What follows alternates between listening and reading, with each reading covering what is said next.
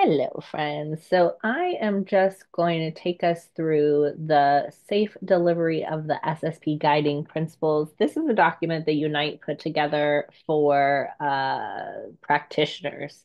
And I am sharing it because a very common experience with the SSP is that people want to get it done. And it can be very frustrating for people, especially because of the significance of the time and financial investment in the experience. Um, it can be very frustrating for people when I slow them down. And I just want to give some information around why I am doing that. It is not so that I can get more of your money or take up more of your time. It is really around uh, these guiding principles that I was trained in. This is not for clients. This handout here was designed for providers to guide us in the best practices for getting the most benefit from the SSP as it was designed. And this is the this is what informs my practice of supporting people in not pushing past the messages that their body is giving them when they are listening, and in encouraging folks to pause and to take it nice and slow. This is because I want to honor the financial and time investment, so that people can get the most out of the SSP experience. So, first and foremost, I just want to say that the SSP is not designed as a standalone modality. So, we are not using the SSP to finish the SSP. We are integrating the SSP into nervous system education and coaching so that we can support the nervous system in like building a foundation upon which we can explore self-inquiry in such a way that we can build the house of the life that we want to live, the life that's worth living for us. A lot of people have misunderstood the SSP as like something that you start and finish and then you get something from that experience. The SSP is not meant to be like that. The SSP is a part of an overall therapeutic experience, whether that be through coaching and self inquiry or traditional cognitive behavioral therapy or EMDR or any other variety or modality of uh, counseling or therapeutic process. I bring a coaching lens around understanding and supporting the nervous system, and then also a self-inquiry lens through both a variety of different trainings that have informed my practice, but those are around supporting people into aligning with their values, and supporting their long-term goals with their values. And I use the SSP to support that work, but the SSP is not its own separate work. So those who connect with me to engage with the SSP are also connecting with me to do that self-inquiry work. So the SSP is a way to support that self-inquiry work. There is a model in which we can do less of the self inquiry together if you're doing that self inquiry with another practitioner. So let's say you have your own therapist and you're doing EMDR with them and you really like working with them. We can bring the SSP in to build that foundation for your EMTR to be more accessible for you, and we would do a little bit less of the self inquiry. We would still have that nervous system education and coaching component, but it might be a little bit less than someone who, say, is not working with another therapist or counselor or with another practitioner. Um, if that's the case, then I would be providing that self inquiry and coaching aspect. Okay. So, for those that are coming to work on self inquiry and bringing in the SSP as a support to that self inquiry, these are the safe delivery of guiding principles. First one, stretch and savor. I really like how that sounds. Savor already brings a slowness to it, right?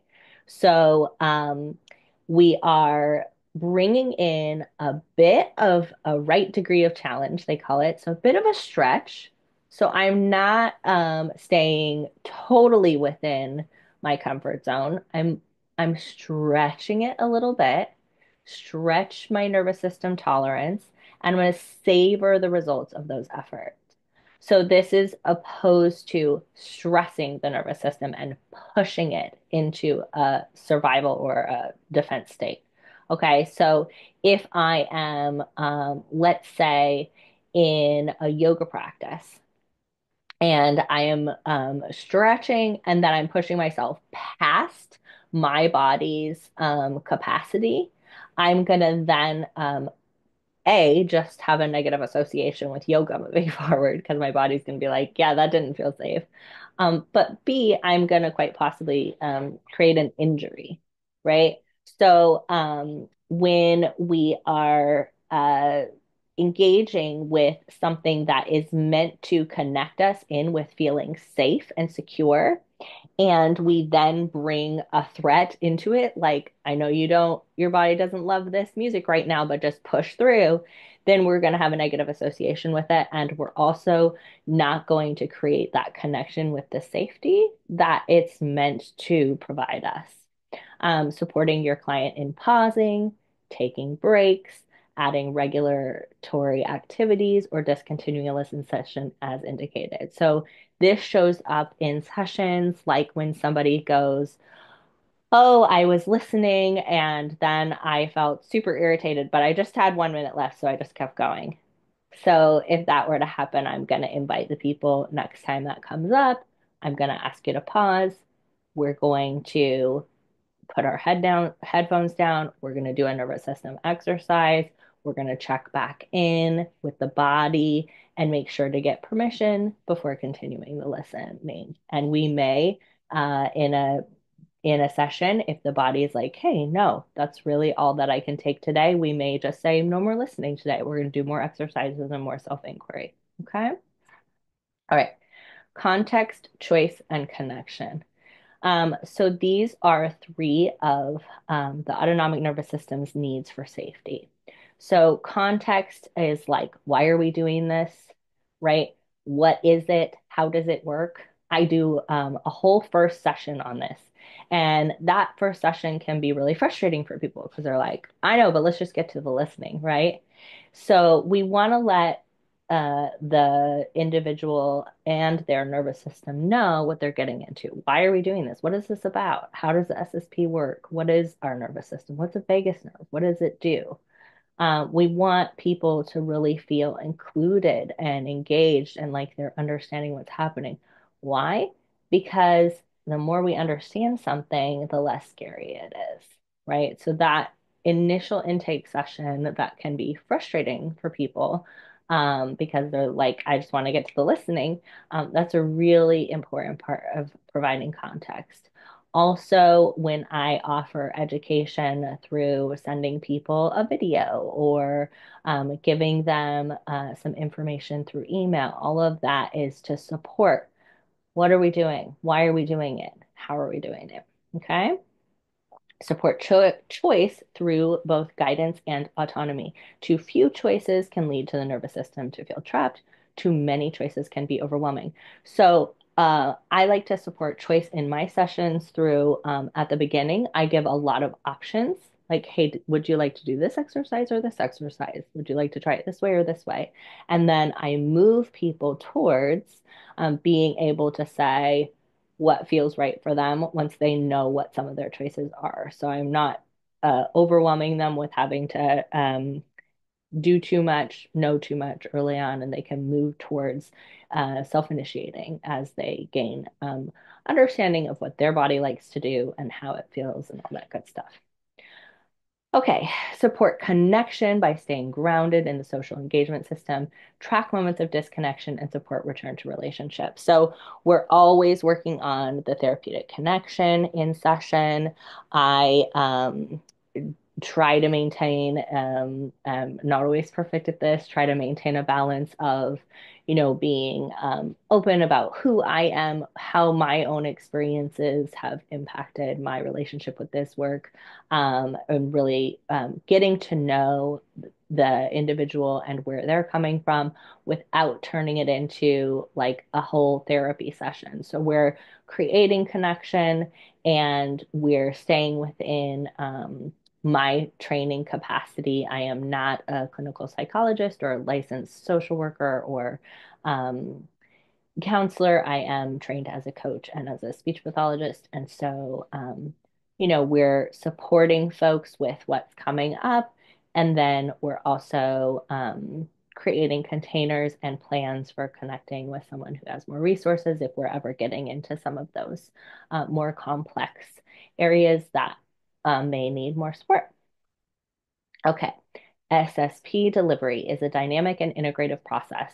So, SSP delivery integrates bottom up physiological feeling and top down cognitive thinking methods. So, we're constantly bringing in both the body and what the body is telling us through physical sensations and what our mind is thinking about it, right? So most therapeutic modalities are cognitive based. Obviously, somatic practitioners work with the body, and that's lovely that they bring both in. A lot of traditional therapy is just cognitive, and that's where a lot of us can end up trying to do traditional therapy or EMDR and just really not being able to make much progress, or our body just completely is like, yeah, hell no. So what we're doing is we're bringing in that bottom up or that body aspect, and we're connecting it with the mind. So we're balancing both of those and making sure that we're communicating with both of those. Allow space for a wide range of individual experiences and responses. That's pretty self-explanatory. Stay flexible. That SSP is a non-linear process. This can be something that comes up for folks. They can be like, come on, it's just 1, 2, 3, 4, 5, 6, like 7, 8, 9, 10. Let's just do it. Let's just get through it. Let's check it off the list. Let's be done. We may need to take pauses. We may need to go slow down at certain points. We may be able to speed up and then we come back to some slowing down.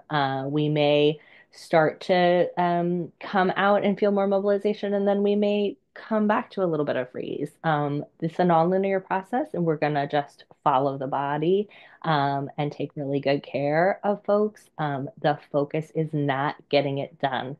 The focus is getting to know, respect, and support your mind body connection. So that is the entire thing here. Anybody who's interested in looking this, I can share it with you. Just reach out and let me know. It's really important to me that that I develop my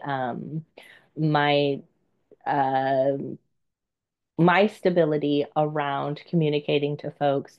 We are not just getting the SSP done. The SSP is providing us um, with some support as we move through getting to know and understand and be in respectful communication with our nervous system.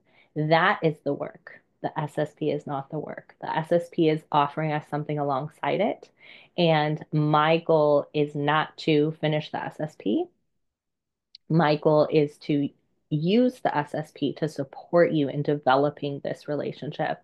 And in that context, the work that we do alongside the SSP of really getting to slow down enough to understand and respect and communicate with and build a really loving, trusting relationship with the body is so much more valuable than finishing the SSP. And I will continue to encourage my clients to use it as a support to our work together rather than the focus of our work. So SSP completion is not the goal. SSP completion alone is not going to serve you very much. It may give you a bit more flexibility in the nervous system, but really it is providing us with a little bit of a boost. So it's like if we want to climb over a fence and we use a step stool, it'll help get us started and give us a little bit of help, but we still have to climb over that fence. And the work that we're doing to reconnect with our sense of values and understanding how the messages of our conditioning have pushed up against those values and how all of that is stored in our bodies. That is the climbing over the fence. And the SSP and the RRP are just that little step stool. We could get over the fence without it. It's going to be a little easier with it. Um, and for some people, the step stool is not going to be available. Perhaps their body just doesn't jive with it. Perhaps they have some ringing in the ears or some other condition that makes it not a great option for them at this time. That doesn't mean those people can't get over that fence, right? So um, just to continue to come back to SSP completion is not the goal of my work. SSP is used as a support to the nervous system work that I do through coaching and education and self-inquiry. Any questions that you have, please reach out. I understand that just like with any therapeutic modality that doesn't have a clear end in sight, this can be a significant investment of time and resources. And I really respect and appreciate that. And that's why I am so committed to staying aligned with these guiding principles and making sure that I'm staying aligned with um, not just pushing people through to get them done, but really respecting what more we're building and using the SSP as a support in that process. Okay, love you, love you.